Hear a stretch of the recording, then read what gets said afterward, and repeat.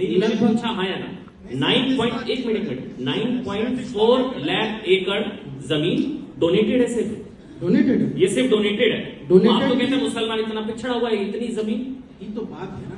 गरीब मुसलमान, पिछड़ा मुसलमान, जमीन 10 लाख एकड़।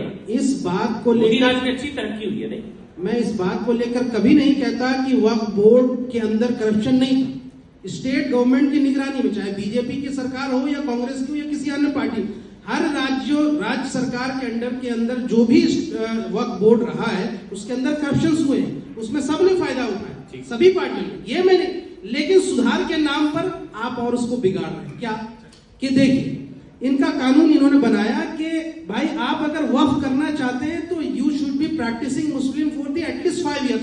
प्रैक्टिसिंग मुस्लिम का क्या क्राइटेरिया होगा? दाढ़ी टोपी होगी तब, उसके घर में नमाज पढ़ते हैं नहीं पढ़ते आप कैसे देखेंगे? लेकिन प्रैक्टिसिंग मुस्लिम होना जरूरी है वक्फ करने के लिए।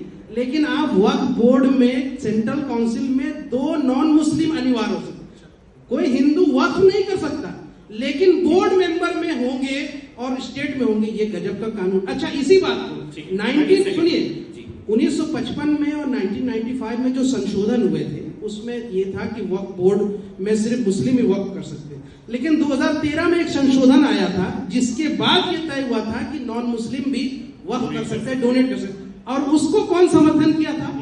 लालकृष्ण आडवाणी जी, सुषमा स्वराज जी। बीजेपी ने ओवरवेलमिंग ये से जो है सपोर्ट किया था।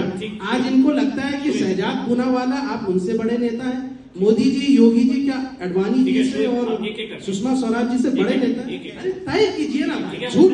तो मैं ये कह रहा हूँ कि लाई हैज बीन ग्लोरिफाइड, झूठ ये जो जनमानस के दिमाग में लाया गया, कॉन्क्लेव है, एक-एक करके आपने बात रखी, ये 2 समाज का मामला